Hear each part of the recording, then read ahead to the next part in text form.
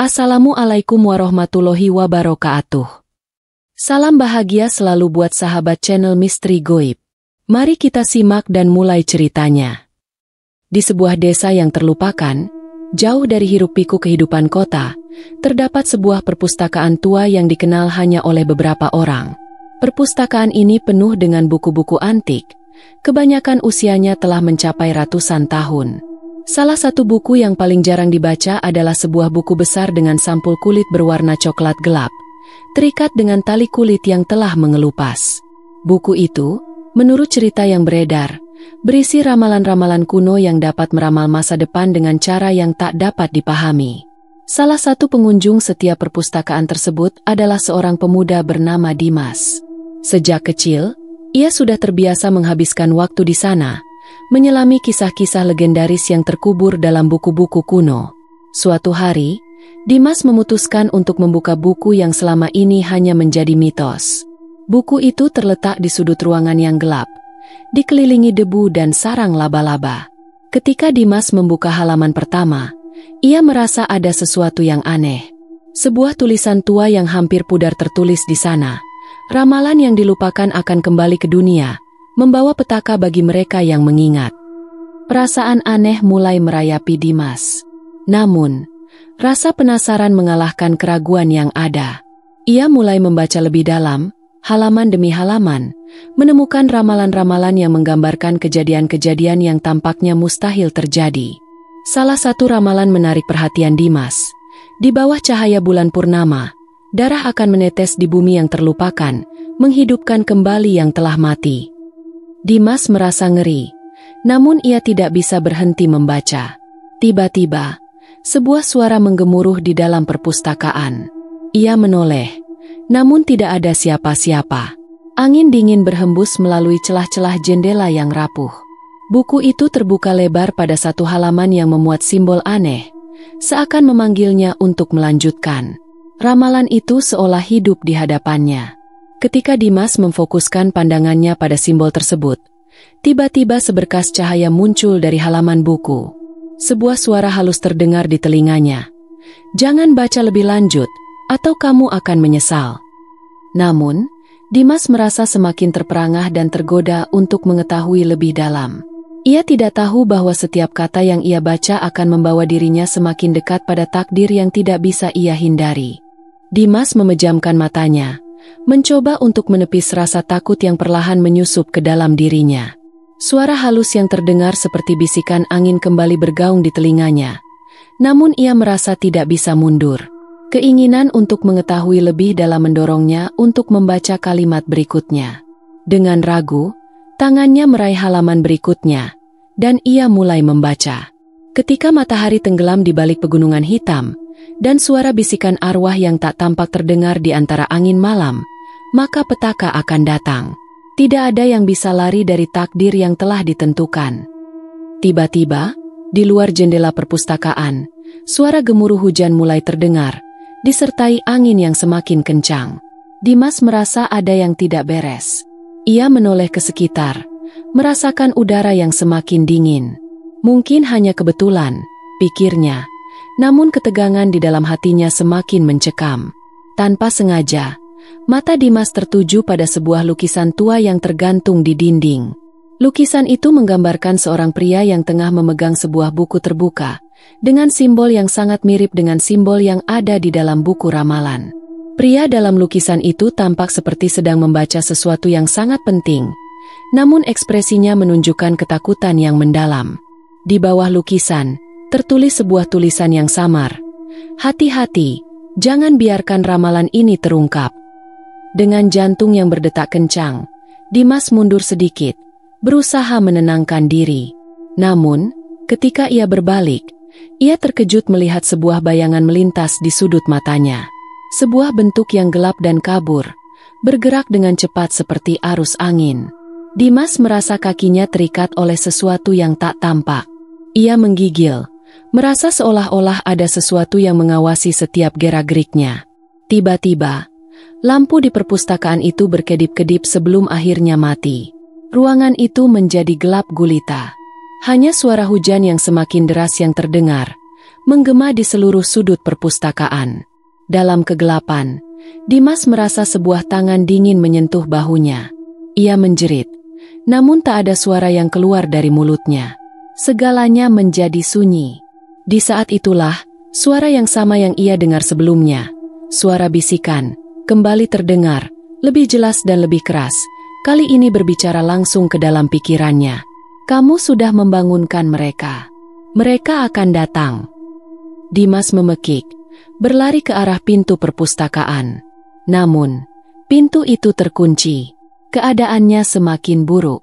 Dalam kegelapan yang pekat, ia bisa merasakan sesuatu yang tidak kasat mata mengelilinginya. Setiap langkah yang ia ambil seolah membawa semakin dekat kepada kegelapan yang menunggu di ujung. Dimas meraba-raba dalam kegelapan, mencoba membuka pintu perpustakaan yang kini terasa seperti sebuah jerat yang tak bisa dilepaskan. Tangannya yang gemetar mencari kunci, namun pintu itu tetap tak bisa terbuka. Desisan angin dan suara gemuruh hujan semakin mengerikan, seolah-olah dunia di luar sedang menelan semuanya. Tanpa disadari, langkah Dimas membawanya semakin jauh ke dalam ruangan, menjauh dari pintu dan menuju ke lorong gelap di bagian belakang perpustakaan. Sebuah bayangan bergerak di ujung lorong itu. Sekilas, Dimas melihat sosok seorang wanita berpakaian putih, rambut panjang terurai, wajahnya tidak terlihat, tetapi ada aura yang menyeramkan. Rasa takut yang mencekam menguasai tubuh Dimas, namun rasa penasaran tak bisa ia padamkan. Ia merasakan seolah-olah bayangan itu menuntunnya, memintanya untuk mengikuti. Dimas mulai berjalan pelan-pelan, langkahnya terasa berat, seperti ada sesuatu yang menariknya menuju bayangan itu. Begitu ia sampai di ujung lorong, sebuah pintu kayu besar yang terkunci terbuka perlahan, seolah menunggu kedatangannya. Tanpa berpikir panjang, Dimas melangkah masuk. Di dalam ruangan itu, suasananya sangat berbeda. Cahaya remang-remang datang dari sebuah lentera tua yang digantung di dinding. Di tengah ruangan, terdapat meja kayu besar yang dikelilingi oleh kursi-kursi tua. Di atas meja, terdapat sebuah buku yang terbuka, dan di sekelilingnya ada tulisan-tulisan aneh yang tampaknya mengandung kekuatan gelap. Dimas mendekat, dan matanya tertuju pada kata-kata yang tertulis di halaman buku itu. Ramalan yang terungkap akan membebaskan jiwa yang terkurung. Namun, kebebasan itu datang dengan harga yang tak terbayangkan. Tiba-tiba, Dimas merasakan hawa dingin yang sangat kuat. Dari balik pintu, sosok wanita berpakaian putih itu muncul kembali. Kali ini lebih jelas, dengan wajah pucat yang terlihat seperti tengkorak. Matanya kosong, tanpa iris, hanya bola mata hitam pekat yang menatapnya tajam. Wajahnya memancarkan rasa sakit yang dalam, seperti terperangkap dalam suatu kutukan abadi. Sosok itu melangkah mendekat, dan tanpa suara, ia mengulurkan tangan, menunjuk tepat pada buku di depan Dimas. Suara bisikan terdengar sekali lagi, namun kali ini, Dimas dapat mendengarnya lebih jelas, seolah berasal dari dalam pikirannya sendiri. Dia yang membaca ramalan ini akan menjadi bagian dari kami. Begitu semuanya terungkap, tak ada jalan untuk kembali. Dimas merasa tubuhnya semakin lemas. Seperti terhipnotis, ia meraih buku itu dan membalik halaman berikutnya. Tulisannya semakin aneh dan kabur, hampir tak bisa dibaca. Namun, satu kalimat terakhir terlihat jelas di bagian bawah halaman. Siapapun yang mencoba melarikan diri dari takdir ini akan mengundang kebangkitan yang lebih gelap dari yang mereka bayangkan. Tiba-tiba, ruangan itu berguncang keras. Lantai bergetar, dan suara teriakan mengerikan terdengar dari dalam dinding. Dimas terjatuh, dan buku itu terlempar jauh, membuka halaman baru yang menampakkan simbol yang sangat menakutkan, sebuah lingkaran yang dipenuhi dengan garis-garis tak berujung. Lantai di bawahnya retak, dan dari celah-celah itu, muncul sosok-sosok bayangan, semakin banyak, semakin mendekat. Dimas berteriak, mencoba melarikan diri, namun bayangan itu semakin mendekat. Ia bisa merasakan tubuhnya diserbu oleh tangan-tangan dingin yang tak tampak, menariknya ke dalam kegelapan yang semakin menelan seluruh ruangannya. Dengan setiap jeritan yang mengerikan, Dimas merasa tubuhnya semakin terhisap ke dalam kegelapan yang tanpa ujung. Tangan-tangan dingin tak tampak itu semakin kuat mencengkeramnya, Dan meskipun ia berusaha keras untuk melawan, rasa takut dan keputusasaan membuatnya merasa lemah. Suara gemuruh yang datang dari kedalaman tanah semakin keras, seperti sesuatu yang besar dan jahat sedang bangkit. Bayangan-bayangan itu kini jelas terlihat. Sosok-sosok pucat dengan mata hitam pekat yang menyala, wajah-wajah yang terdistorsi oleh rasa sakit dan kutukan yang tak terucapkan. Mereka bergerak perlahan, dengan gerakan yang aneh dan tidak wajar, seolah-olah mereka bukan sekadar makhluk hidup, tetapi entitas yang terjebak di antara dua dunia. Dimas merasa bahwa ia bukan lagi berada di dunia yang ia kenal. Di sekelilingnya, udara semakin berat dan sesak. Sosok wanita berpakaian putih itu muncul sekali lagi. Kali ini dengan senyuman mengerikan yang mengungkapkan gigi-gigi tajam yang putih seperti tulang. Dia mendekat dengan langkah lambat, dan setiap langkahnya meninggalkan jejak kabut hitam di lantai. Tangan wanita itu terulur ke arah Dimas, seperti hendak menariknya lebih dalam lagi ke dunia yang penuh penderitaan ini. Tak ada jalan untuk kembali, suara wanita itu bergema, penuh dengan kekuatan yang menakutkan. Kami sudah menunggumu sejak lama. Ramalan ini tidak pernah salah.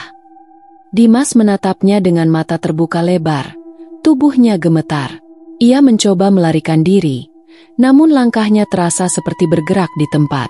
Semua di sekelilingnya tampak seperti berputar dalam kegelapan. Dalam keputusasaannya, ia teringat pada kalimat terakhir di buku ramalan. Siapapun yang mencoba melarikan diri dari takdir ini akan mengundang kebangkitan yang lebih gelap dari yang mereka bayangkan. Apakah itu artinya dirinya sudah terjebak? Apakah memang sudah terlambat untuk menghindari takdir yang telah diramalkan? Dimas merasakan keputusasaan yang mendalam, namun di saat yang sama, ia teringat akan satu hal, ramalan itu bisa dihentikan. Jika ia bisa menemukan cara untuk menghentikan pembacaan buku tersebut, mungkin ia bisa mengakhiri kutukan ini. Dengan sisa-sisa tenaga yang ada, Dimas berlari ke arah buku yang tergeletak jauh di sudut ruangan, terlempar oleh keguncangan tadi. Ia meraihnya, membuka halaman terakhir yang penuh dengan simbol yang semakin asing dan mengerikan. Di bagian bawah halaman itu, tertulis sebuah kalimat kecil yang hampir terlewatkan. Jika ramalan ini dibaca hingga akhir, kehidupan yang dipertaruhkan akan menjadi saksi, dan arwah yang bebas akan kembali menuntut. Dimas menggigil, menyadari bahwa dirinya sudah terjebak dalam permainan yang jauh lebih besar dari yang ia bayangkan. Ia tidak hanya terancam, tetapi telah membangkitkan arwah-arwah yang terperangkap dalam ramalan itu, arwah yang sekarang mengelilinginya, menginginkan kebebasan mereka. Namun, saat ia membaca kalimat itu, semuanya terasa berubah. Suara-suara mengerikan itu mulai mereda, bayangan-bayangan itu mulai mundur, dan wanita berpakaian putih itu menghilang dalam kabut hitam. Tiba-tiba, ruang di sekeliling Dimas berubah. Perpustakaan yang tadinya gelap gulita kini terang benderang, dan hujan di luar berhenti. Semua itu terjadi secepat kilat, seolah-olah waktu terhenti untuk sejenak. Tetapi, meskipun dunia sekitar tampak normal, Dimas tahu bahwa ia belum aman.